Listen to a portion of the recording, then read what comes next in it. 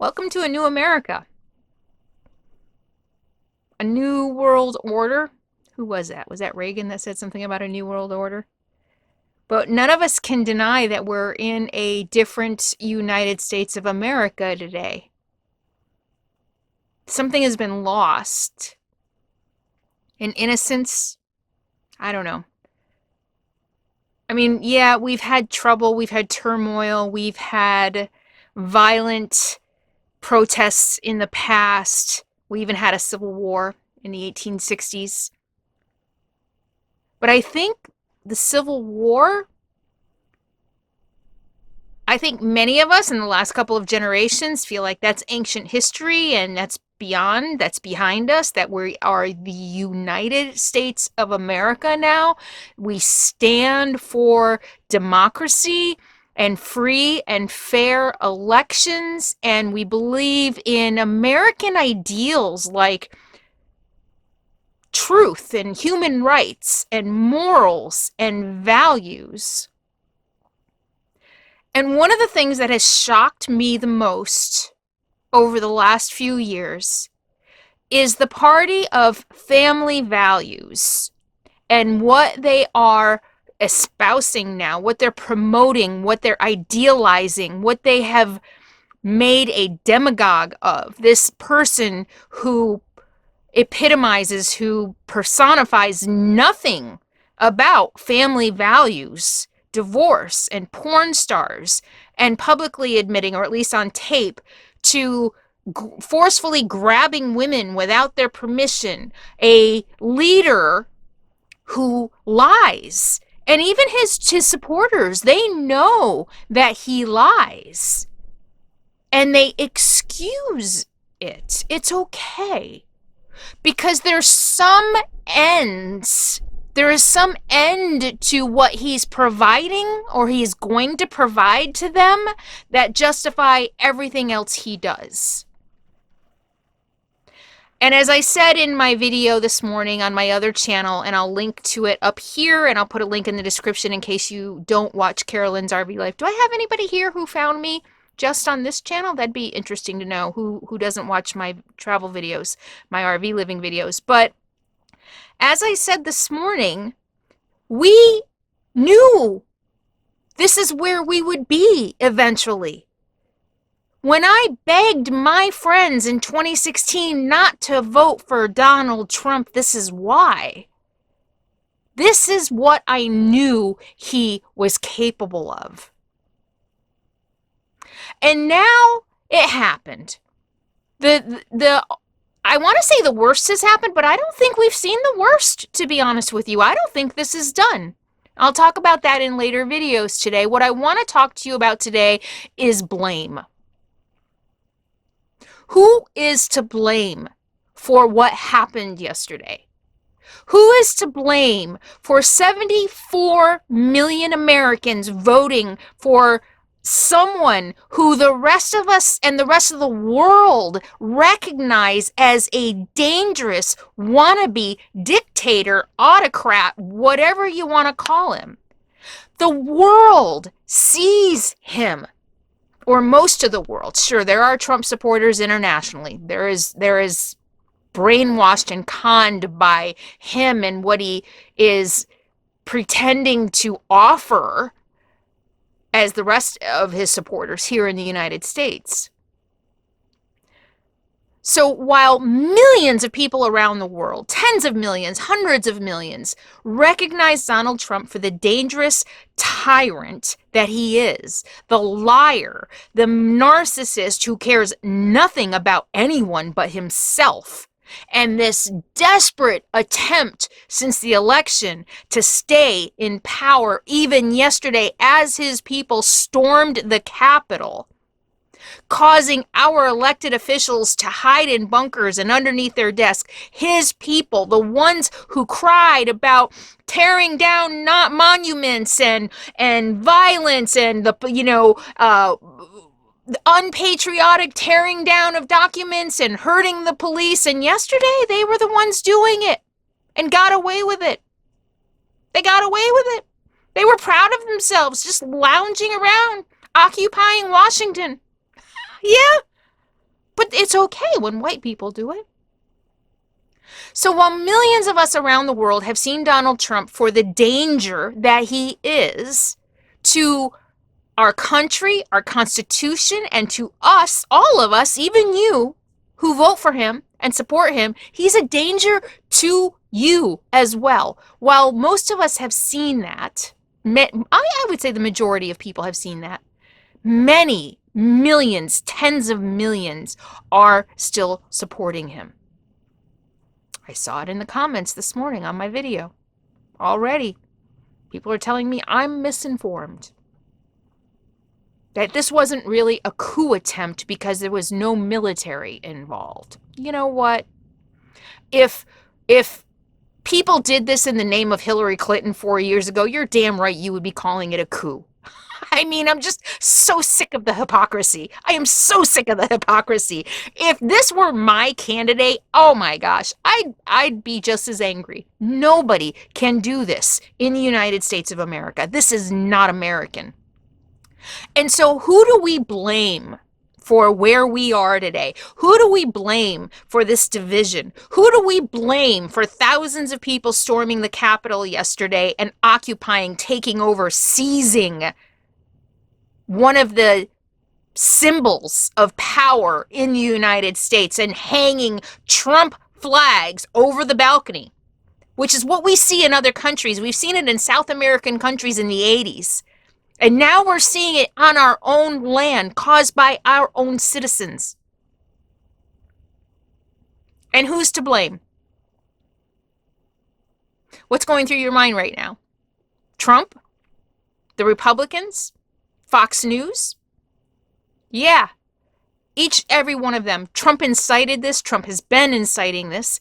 Not just this year, not just since the election. Trump has been warming up for this. Trump has been priming his base since before the 2016 election, when he started saying the election was rigged in 2016 and then he won. He has been priming his base for this. So yeah, definitely, absolutely, Trump has some blame in this. The Republican cowards in Congress who would not stand up to him, and I'm going to talk about that in my next video, about leadership in this country and why people were willing to totally flip. People like Lindsey Graham and Ted Cruz and the other guy, Rubio. I mean, just do complete 180s about their views about Trump. From he's dangerous and he's going to ruin our country to no, the election was stolen. No, Donald Trump is right. I mean, how does that happen? I'll talk about it in another video. So yeah, those people are definitely to blame as well. They lost their backbones. They lost their courage. We don't know why. I think a lot is going to come out in the years to come. I think history is going to tell all. I believe that this has been a concerted effort by foreign powers, probably Russia, maybe others, and they have been planning this for decades. They probably have been collecting dirt. Jeffrey Epstein, they've got dirt on Trump in the Moscow hotel. They have been, and not to mention all the other financial dirt they have on Donald Trump, the money laundering, damn well. You know. And that's all going to come out. Putin is ex-KGB. He is an expert in America. He is an expert in American politics. He has his goal as former KGB never dies. He wants Russia to be a world power again, and he has been influencing right-wing movements across Europe, across the world, and here.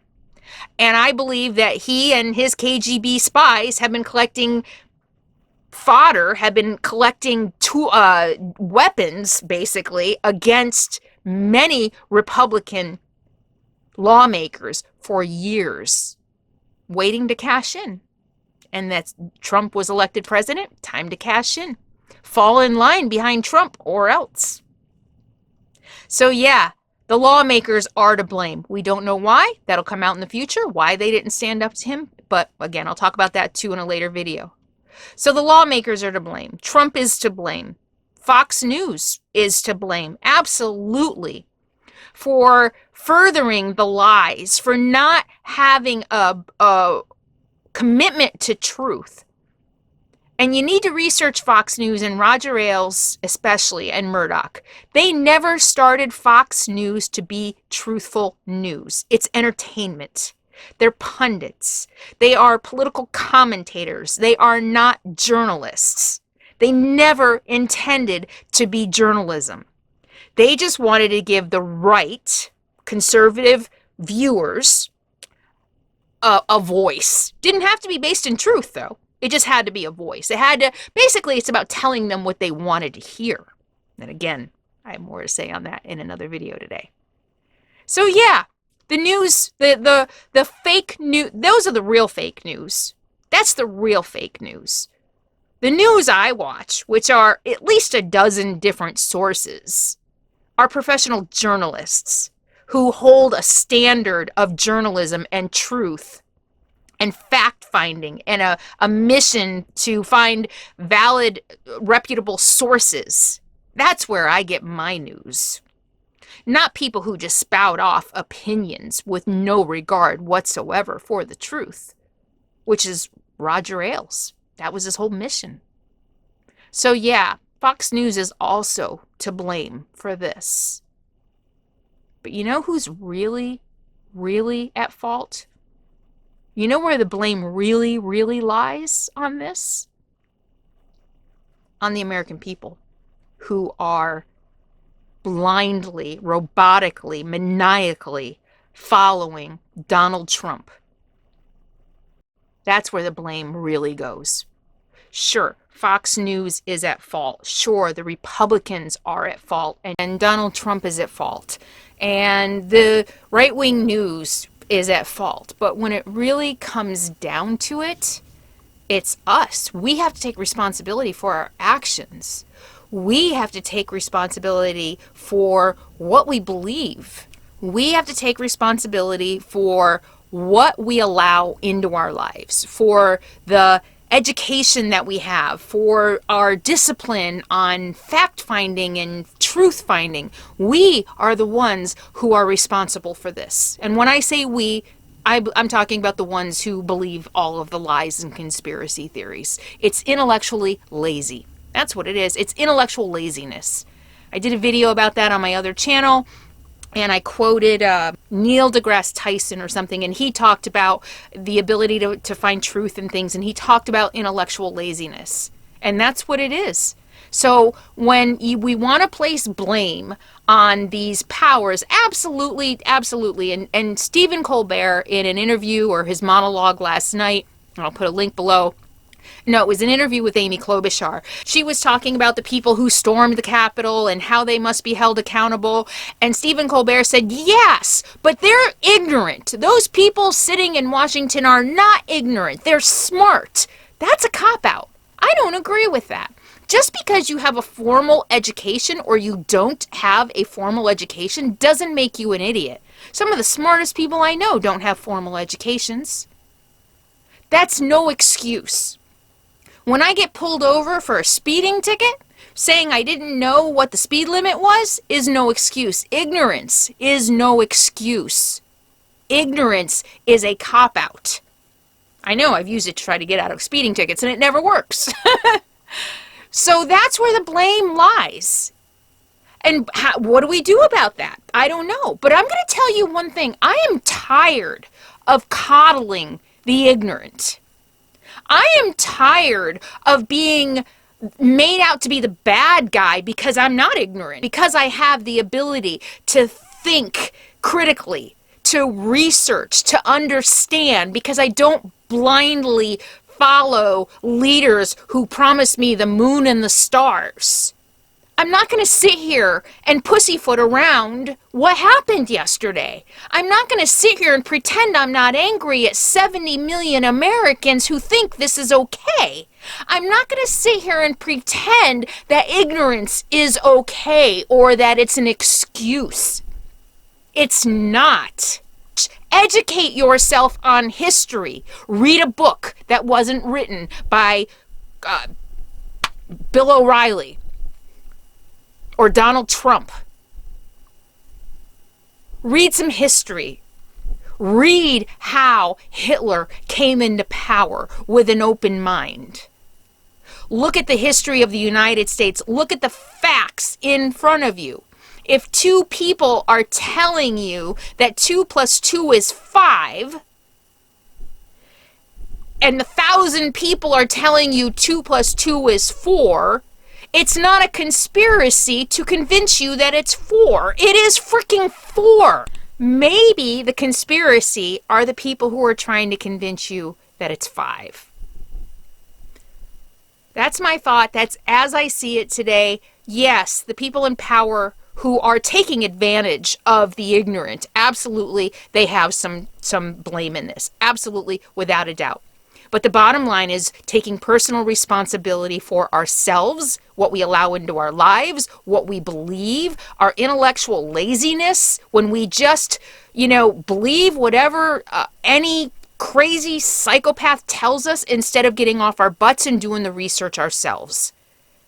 There's no excuse for laziness, whether it's intellectual or physical, there's no excuse for laziness. Democracy is not a spectator sport. And it's time we take responsibility for what we believe and what we stand for. Do we really stand for a violent overthrow of the people, of the people's choice, of the people's voices? Is that really what we stand for? And if not, how do we get out from underneath the spell that we're on? What do we do moving forward? How do we fix this? That's a topic for another video. I'll see you next time.